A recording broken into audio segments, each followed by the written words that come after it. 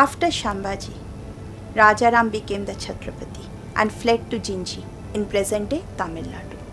The Mughal-Maratha conflict thus spread to South India. The Marathas had staunchly defended their fortress and often had the upper hand over the Mughals in battles and skirmishes.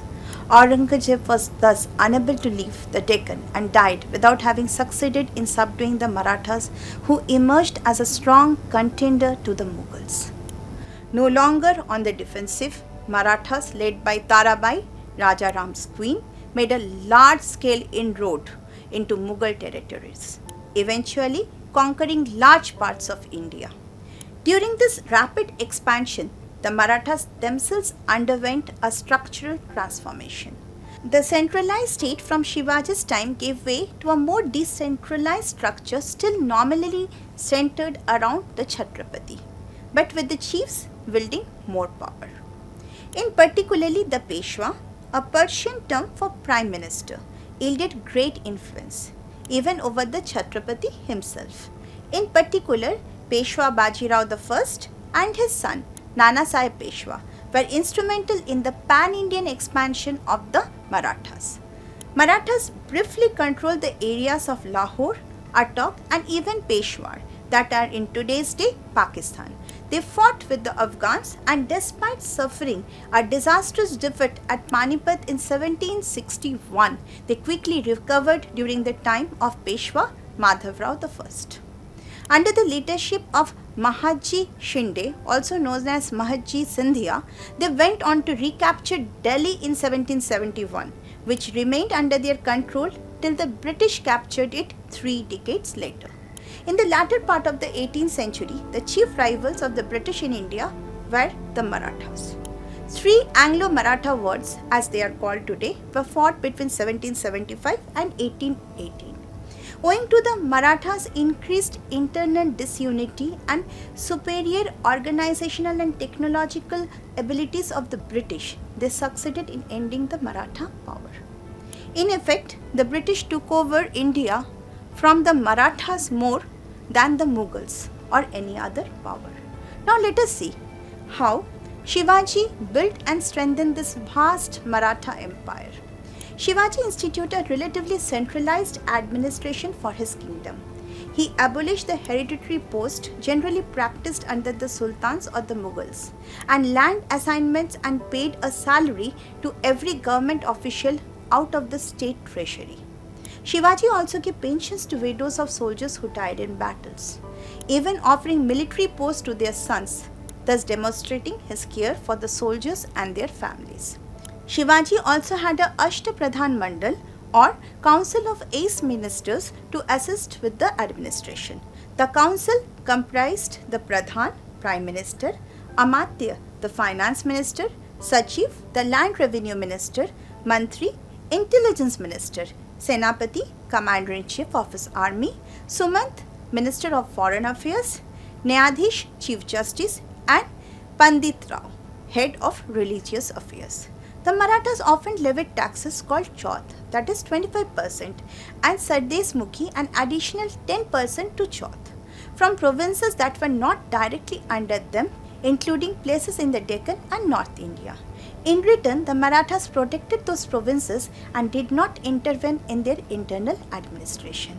The Mughals also approved of this arrangement through various treaties, and over time, some of these provinces became a part of the Maratha Empire, and thus the expansion of the Maratha Empire. The Marathas' armed forces were divided into 3 parts: the infantry, the cavalry, and the navy.